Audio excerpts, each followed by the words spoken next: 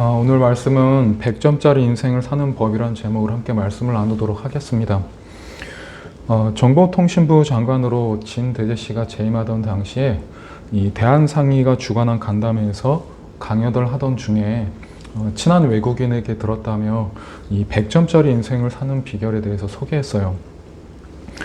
그가 소개한 방법은 알파벳 하나하나에 순서대로 숫자를 붙이는 거였는데 A에 1, B에 2, C에 3 이렇게 하나하나 숫자를 붙이다 보면 Z에는 26이 되겠죠. 그 다음 그 스페일링에 해당하는 숫자를 모두 더해서 100이 되는 단어를 찾는 것이었습니다. 방법을 소개한 뒤에 진 장관의 문답이 이어졌습니다. 열심히 일을 하면 100점짜리 인생이 될까요? 하드워크는 98점입니다. 그럼 공부를 많이 해서 지식이 많아지면 어떨까요? 이 노리지는 96점입니다. 나이와 국경도 초월한다는 사랑, 이 러브는 54점이고, 뭐니 해도 돈이 최고라고 하는 이 돈도 72점밖에 되지 않았습니다. 이날 진 장관이 소개한 100점짜리 단어는 attitude, 즉 자세였습니다.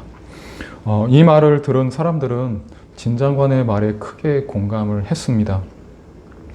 정보통신부 홈페이지에도 많은 누리꾼들이 이 장관의 말에 크게 공감을 했는데 그 댓글 중에 이 재미난 댓글이 하나가 있었어요. 장관님, 스트레스도 100점입니다. 왜냐하면 어떤 자세로 삶에 임하느냐에 따라 우리의 삶이 달라진다는 것도 의미 있지만 이 스트레스가 주는 적당한 긴장이 있을 때 진정한 100점짜리 인생이 되는 거라는 겁니다. 아랍 속담 중에 이 계속되는 햇볕은 옥토를 사막으로 만든다는 말이 있어요. 보통 사람들은 해가 뜨는 맑은 날은 좋아하지만 비가 오는 흐린 날은 좋아하지 않는데, 이 속담이 시사하는 건 내가 하는 모든 일에 계속해서 승승장구하는 것이 이 삶을 생명력 있게 만드는 게 아니라 하나님의 은혜와 도우심을 깨닫게 만들어주는 것, 즉 나의 연약함이 필요하다는 것입니다. 모쪼록 우리 생애 가운데 만나게 되는 역경과 또 우리의 약점을 우리의 기도의 제목으로 삼아서 100점짜리 인생을 사는 생애가 되기를 바랍니다. 한 걸음 더 나아가서 100점짜리 인생을 위해서 우리에게 필요한 게 뭘까를 생각해 볼 때 첫 번째로 정말 좋은 것을 고를 줄 아는 안목과 분별력이 있어야 됩니다. 사사 입다 이후에 이스라엘은 30년 동안 평화를 누렸습니다. 그런데 이때 백성들은 그때 하나님을 더 찾고 하나님께 더 예배드리고 더 자기네들의 삶을 경건하게 하기보다는 하나님을 멀리했고 또 하나님을 망각했습니다. 그리고 그들의 삶은 조금씩 부패했습니다. 그래서 하나님은 그들에게 이 블레셋 사람들을 보내서 40년 동안 그들을 억압하도록 허락하셨어요. 그때 백성들은 하나님께 기도했고 하나님께서는 그들의 기도를 들어주셨습니다. 그래서 그들을 구원할 계획을 세우셨는데 바로 이 삼손이라는 사람을 태어나게 하셨던 겁니다. 이 삼손이라는 이름은 작은 태양이라는 뜻인데 블레셋의 압제 아래에서 고통받고 있는 그들을 구원해 줄, 이 구원의 여명을 가져다 주기를 바라는 하나님의 마음이 그의 이름에 담겨 있었던 겁니다. 그러나 민족의 태양으로 살아야 했던 그는 블레셋 사람에게 두 눈이 뽑히고 마지막에는 이 암흑 속에서 최후를 맞이하게 됐어요. 이유는 3절에 내가 그 여자를 좋아하오니 나를 위하여 그 여자를 데려오소서 하니라. 이 구절을 영어 성경으로 보면 She was right in my eye. 삼손은 내 눈에 좋아 보이는 그것이 자기에게 필요한 거라고 생각했습니다. 그렇다면 우리는 어떨까요? 내 눈에 좋아 보이는 그것이 나에게 필요한 거고, 그래서 거기에 너무 몰입한 나머지 지금 내 삶과 미래를 위해 정말로 필요하고 중요한 것을 놓치고 있지는 않은지, 또 너무 욕망을 쫓은 나머지 인내, 땀, 노력, 기도, 이처럼 저와 여러분들을 성숙하게 만들어주는 중요한 덕목들을 놓치고 있는 건 아닌지, 또 하나님이 우리에게 주신 이 사명과 달란트를 땅에 묻고 살고 있는 건 아닌지 모르겠습니다. 이 시간 하나님이 저와 여러분에게 주신 이 시간과 건강, 또 물질을 낭비하고 있는 부분이 있다면 다시 재정비하고, 또 지금 내 길이 힘들고 어려워서 피하고 싶은 길일지라도 그 길이 사명의 길이라면 감내할 줄 아는 용기와, 그 길을 가는 동안 우리가 변화되어야 될 부분이 있다면 그 변화를 수용하면서 그렇게 한 걸음씩 앞으로 걸어가는 우리 힐링교회의 성도들이 되기를 바랍니다. 100점짜리 인생을 살기 위해 필요한 것 두 번째는 하나님이 나에게 주신 사명을 찾아야 되고, 동시에 그 사명을 우리에게 주신 이유를 알아야 됩니다. 삼손이 눈에 좋아 보이는 것을 선택했던 이유를 좀 더 생각해 보면, 그는 자기가 이 땅에 또 이 시기에 태어난 이유에 대해서 기도하지 않았고 고민하지 않았습니다. 다시 말해서 그는 자기에게 강한 힘이 있다는 건 알았지만 그 힘이 왜 나에게 주어졌는지, 또 그 힘을 어디에 어떻게 사용해야 되는지 이해가 없었던 겁니다. 결과적으로 그는 안타까운 상황에 직면하게 되는데, 사람은 실수를 안 할 수는 없어요. 하지만 어떤 실수는 우리들을 굉장히 어렵게 만들고 또 우리의 삶을 곤란에 빠뜨리는 경우가 있습니다. 사랑하는 여러분, 실수를 안 할 수는 없지만 가급적이면 큰 실수는 하지 않는 게 지혜입니다. 그렇다면 우리에게 부여된 하나님의 명령은 뭘까요? 그것은 바로 사명자로 사는 것입니다. 바로 그 이유 때문에 하나님께서 저와 여러분들을 이 땅에 보내셨어요. 오늘 본문에 등장하고 있는 삼손은 하나님이 나실인으로 구별했던 사람이었습니다. 하나님께서 그를 특별한 사람으로 세워주셨다는 겁니다. 뿐만 아니라 우리 또한 십자가의 보혈로 말미암아 영적 나실인이라는 것을 명심해야 됩니다. 그래서 우리는 삼손을 교훈 삼아서 하나님을 근심하게 하는 사람들이 아니라 하나님의 마음을 시원하게 해드리는 우리가 되기를 바랍니다. 성경은 인간이 구원받기 위해서는 하나님의 일방적인 은혜가 하나님이 일방적으로 인간에게 주셔야 가능하다고 말합니다. 그럼 신자가 지금 이 구원을 받으면 신앙의 정점에 도달한 걸까? 이스라엘이 애굽에서 출애굽할 땐 하나님의 전적인, 하나님의 일방적인 인도하심과 역사하심, 또 신비로 출애굽했는데, 그 다음 광야를 지나서 가나안까지의 여정은 백성들 각 개인이 스스로 자기 발로 걸어가야 했던 것처럼 전적인 하나님의 은혜로 구원을 받은 성도는 그 다음 성화의 과정을 스스로 걸어가야 됩니다. 물론 광야를 지날 때 불기둥과 구름기둥으로 하나님께서 함께 하셨던 것처럼 우리 또한 성령님께서 함께 하십니다. 그럼 성화가 뭘까요? 성화가 무슨 뜻일까요? 이 성화란 하나님의 사람으로 변화되는 과정을 말합니다. 물론 구원을 받은 이후, 구원을 받은 직후 자기 욕망적 삶이 순식간에 끊어지는 것은 아닙니다. 그러나 구원받은 사람은 전에는 육체의 소욕을 채우는 욕망적인 삶이 주된 관심사였다면 이제는 하나님의 시각으로 자신을 보게 되면서 나에게 주어진 시간을 어떻게 써야 되는지, 또 돈과 젊음을 어떻게 사용해야 되는지, 육적인 삶에서 영적인 삶으로 자기 인생의 틀을 바꾸어 갑니다. 점점 하나님의 사람으로 변화되어 가고 있는 겁니다.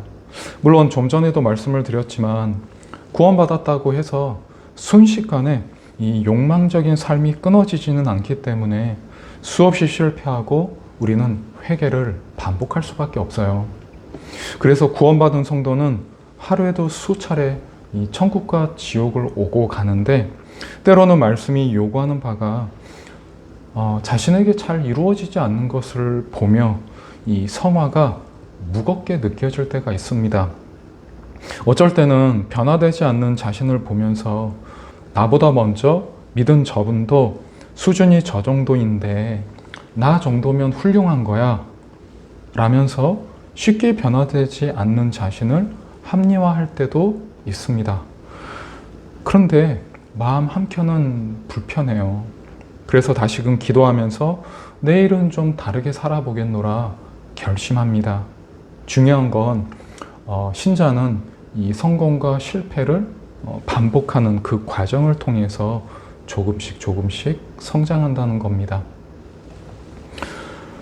사랑하는 여러분, 우리는 누군가를 혹은 무언가를 섬기면서 살아갑니다.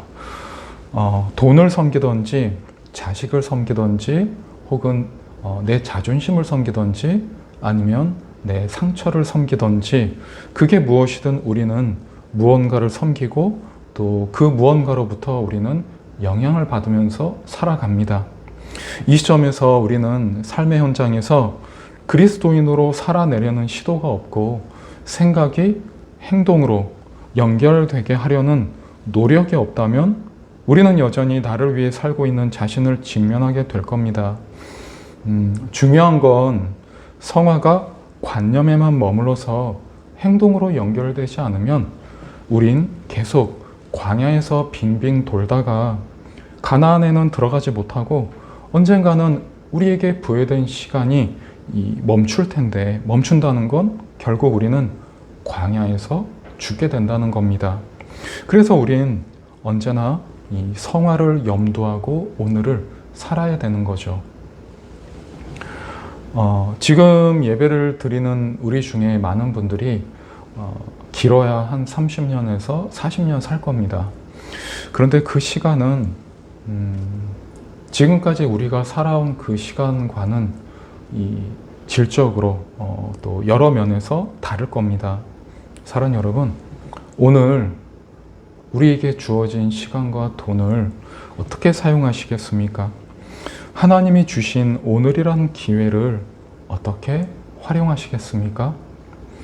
그리고 여러분 자신과 여러분이 반복하고 있는 죄, 그 사이에 하나님은 누구십니까?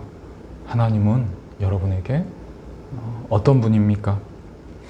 우리 광야에서 죽지 말고 가나안으로 들어가자고요. 우리 그리스도의 영광에 함께 참여하는 사람들이 되자고요. 우리의 시간이 끝나기 전에 우리 삶의 조각을 하나님과 그의 나라를 위해 살자고요. 마지막으로 100점짜리 인생을 살기 위해서 필요한 것은 하나님의 말씀을 귀하게 여기고 따르고자 하는 마음이 있어야 됩니다. 이 마노아는 하나님의 말씀을 아들에게 상기시키면서 이방 여자와 결혼하지 말라고 권면했어요. 그러나 삼손은 고집을 꺾지 않았습니다. 하나님을 위해 살아야 할 사람에게 하나님의 말씀으로 충고하는데 귀담아 듣지 않았습니다. 하나님이 싫어하는데도 내가 좋으니 상관하지 말라는 거죠. 드류 대학교의 레너드 스윗 교수는 그가 쓴 귀 없는 리더, 귀 있는 리더라는 책의 머릿말에 들을 청을 이용해서 리더십의 본질을 설명하고 있는데, 이 들을 청은 귀, 눈, 마음, 그리고 왕, 이렇게 네 글자가 합쳐진 단어로 리더십의 핵심은 왕의 마음을 기쁘게 해드리기 위해서 자신의 눈과 귀를 개발하는 것이라고 말합니다. 성도 여러분, 100점짜리 인생은 처해진 환경에 순응하면서 사는 게 아니라 어떤 환경과 상황에서도 말씀이라는 기준을 놓치지 않고 사는 인생이 100점짜리 인생인 것입니다. 물론 살다 보면 낙심이 문을 열고 들어올 때도 있을 거고, 하나님이 내 기도를 듣고 계시는가 의심도 되고, 또 어쩔 때는 인생이 너무 고되고 힘들어서 죽고 싶을 때도 있을 거예요. 고난받는 것이 내게 유의라고 하는데, 현실은 많은 분들이 이 고통과 고난 때문에 죽기도 하고, 하나님의 존재가 의심되면서 교회를 떠나는 경우도 참 많습니다.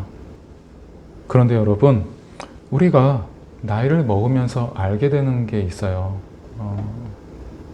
이 세상에는 영원한 건 없다는 것, 그게 무엇이든 시작이 있으면 끝이 있다는 것, 무엇보다 마주오는 죽음 앞에서 하나님께 기도했던 예수님, 그분은 죽음 앞에서도 하나님께 순종하셨던 것을 우리 잊지 말자고요. 그토록 피하고 싶었던 죽음, 그 이후에 영광을 받으셨고, 우리와 하나님 사이에 끊어졌던 관계를 다시 회복하셔서 오늘 우리가 하나님을 아버지라고 부르고 또 영생을 부여받았다는 것을 기억하자고요. 힐링교회 성도 여러분, 하나님이 우리의 기도를 듣고 계신다는 것을, 또 지금도 우리를 가장 좋은 길로 인도하고 계심을 우리 믿어버리자고요. 말씀을 마무리하도록 하겠습니다. 오늘 우리는 100점짜리 인생을 살기 위해서 요구되는 것이 3가지가 있다고 배웠어요. 그 중에 첫 번째는 좋은 것을 고를 줄 아는 안목이 있어야 되고, 두 번째는 하나님이 나에게 주신 사명을 찾아야 되고, 이어서 그 사명을 왜 주셨는지에 대한 이유를 알아야 된다는 것과, 마지막 3번째는 하나님의 말씀을 귀하게 여겨야 되는데, 여기서 우리에게 요구되는 것은 순종이 뒷받침되어야 한다고 배웠습니다. 오늘 우리에게 주신 말씀을 기억하면서 그러한 삶을 살아가는 저와 여러분들이 되기를 바랍니다. 이번 한 주도 말씀을 읽고 또 기도하면서 또 귀하신 하나님을 찬양하면서 그렇게 한 주 살아가는 저와 여러분들이 다 되기를 바랍니다. 하나님의 평강과 은혜가 우리 힐링교회 모든 성도들과 함께 하시기를 바랍니다. 아멘.